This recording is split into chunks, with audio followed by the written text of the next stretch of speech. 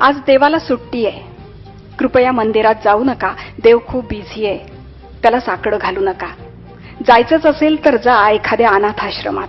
तो तिथे लहान पोरांना हसवतोय. तुम्हीही हसवा एखाद्या कोमेजलेल्या फुलाला.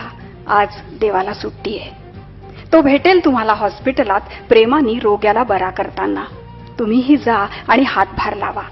मात्र आपली तक्रार सांगू नका, कारण आज देवाला सुट्टी आहे. तो दिसेल वृद्धाश्रमात आजी आजोबांचे डोळे पुसताना. रुमाल घेऊन तुम्हीही जा त्याचे अश्रू पुसण्यासाठी. मात्र आपले अश्रू दाखवू नका, कारण आज देवाला सुट्टी आहे. तो बसलाय ट्रॅफिक सिग्नलवर खेळणी विकणाऱ्या मुलांच्या सुरक्षेसाठी. तुम्हीही जा हातात वह्या पुस्तकं घेऊन. त्यांना सुशिक्षित करा. मंदिरात जा हवं असल्यास, पण आज देवाला सुट्टी आहे.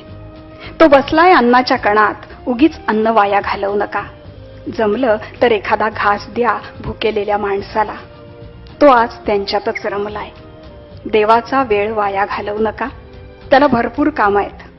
जमलंच तर काही समाजकार्य करा. आज देवाला सुट्टी आहे.